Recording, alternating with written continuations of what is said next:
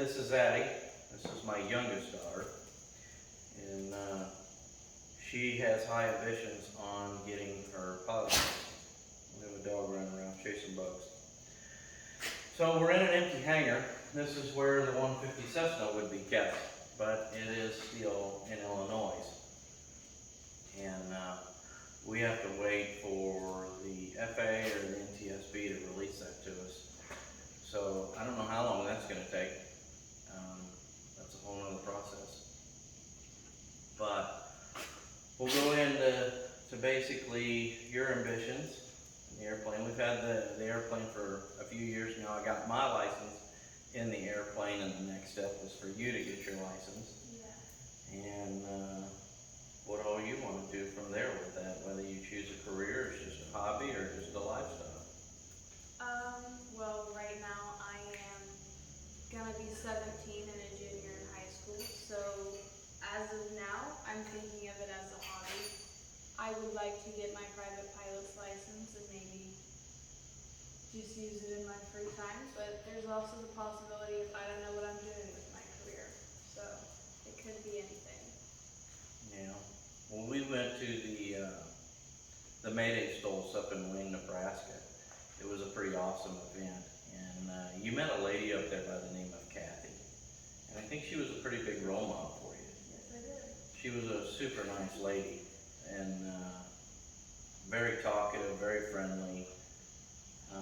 Like I said, just created a wonderful role model for a young lady in the same sort of thing. I think she's a commercial, maybe even a captain for an airline, and her experiences and her willingness to share that is pretty tremendous, and that gives you a lot of inspiration to kind of go forward. When I met Kathy, I was automatically inspired, and I started looking into commercial pilot and all the different things that you could do with a career for that. So she's definitely a big inspiration, but there's also people like my dad that I look up to that just do it for a hobby, so. Yeah. We fly a lot of other people in there. If you've seen some of our videos, you'll see that even friends and neighbors and stuff we've done different things with. And we've borrowed other aircraft to make videos, but that's kind of another subject.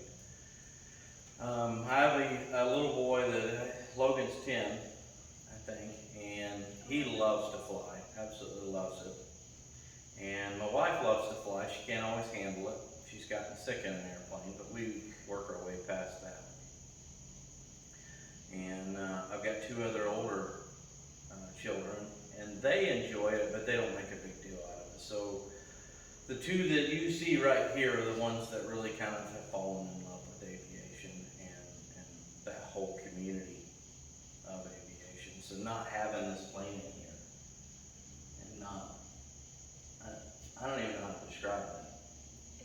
It's a big weight you carry, because I thought that I was going to be able to carry out lessons in the plane and get my license before high school. So now it's a big push to finish the plane and be able to say that I have my license before.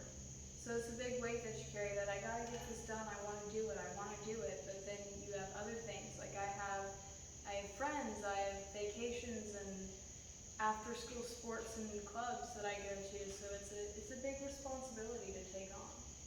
Yeah. It's a lot of stress. It is, and we'll get through it. But it's so odd not to have the plane as a part of that right now. And there's a lot of people talking about a GoFundMe, and I think that process has already started. We're going to share that link as soon as we figure that out. I think there's a couple really nice people that are going to help us with that. And I think Dan's kind of shared it amongst his community of people. And which brings up the second part of this, is why we should hate Dan. And as funny as it is, there's a part of me that's serious about it. And he's very disliked among a certain group of people. I shouldn't say a certain group. Amongst a group of people, a general group of people. And then obviously there's the others that don't like him. Yeah. He's when he goes after the FAA and the NTSB and AOPA and a lot of these different places, I feel like he's poking the bear. I mean, and I think a lot of other people see that and they're waiting for him to kind of poke, or the organization to kind of poke back. This situation, a lot of people threw that out there that you know, what goes around comes around with that sort of thing and poking the bear, but I'll be honest, I don't think we did anything wrong. You can argue why we had 40 flaps in, but the plane should function with 40-degree flaps.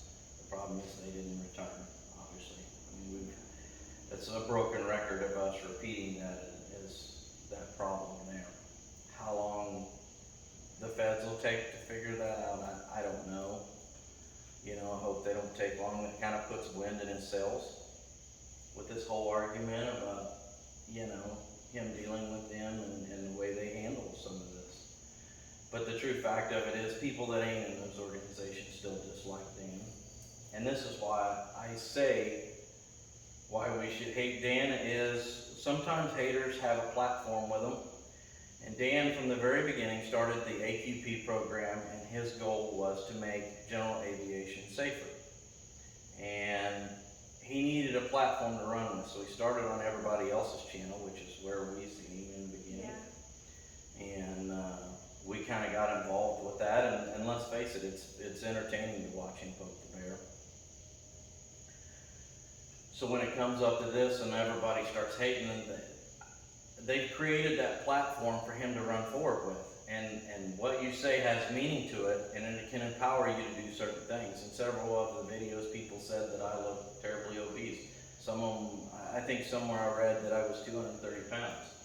You know, and I've never thought about a diet, but that made me want to go on a diet. You know, you consider those things, it gives you momentum and whatnot. And so I think when the people come out and they have hateful words and discontent, I think they just empower him more. And in a predicament where he's just looking to make GA safer, whether he's a butthead or you like him or not, I don't think matters to him. I don't think he cares about any of that. It's about getting his word out and communicating to people. And when you leave comments or hateful words or spread rumors, it spreads his name. And then people look him up and they find content where he's trying to make people safer and trying to support smaller pilots. I think those people would disagree with what his goals are, but regardless of the fact, they're still giving him a platform to run on, you know? They're still supporting him whether they like it or not. Yeah, that's a two-sided story, you know? And, you know, one of his biggest things is you come to that path in aviation where you make two choices and you try to make the best out of it is, or you go the right way, which is save life and limb, and you quit thinking about the airplane and everything else. And in my situation, that's what happened. We made the sacrifice of the airplane and we saved our lives, and there's no lie that we walked away uninjured. I mean, I didn't get a single scratch on me. You know, it was obviously pretty frightening, but I'm here to tell you about it. It was a big deal, and I'm glad it's just a memory now. Now we just have to put these pieces back together, or putting the airplane together, and we move forward with it. You know, I don't know what Dan's future plans on. He did want me to be a part of a few things with him. He was talking about doing an interview, and I turned him down just because I don't know how to handle it. I don't know what I would say. I didn't know what I would say when we came here. We did laugh about having a title that said why we should hate Dan. But, I mean, haters are gonna hate. You're not gonna stop that. Yeah. And they're kind of empowering that movement at the same time, whether they like it or not. So why not keep it going? So, and what happens with him poking the bear, I don't know. You know, I guess if you poke a bear enough times, it'll eventually bite, but we'll see with that. In this case, we did nothing wrong. So, we just kind of wanted to fill you guys in on a little more about ourselves and how we felt. And this young lady, Adelaide, right here, she has a lot of ambitions with aviation, and we're going to share that journey with you guys as we move forward.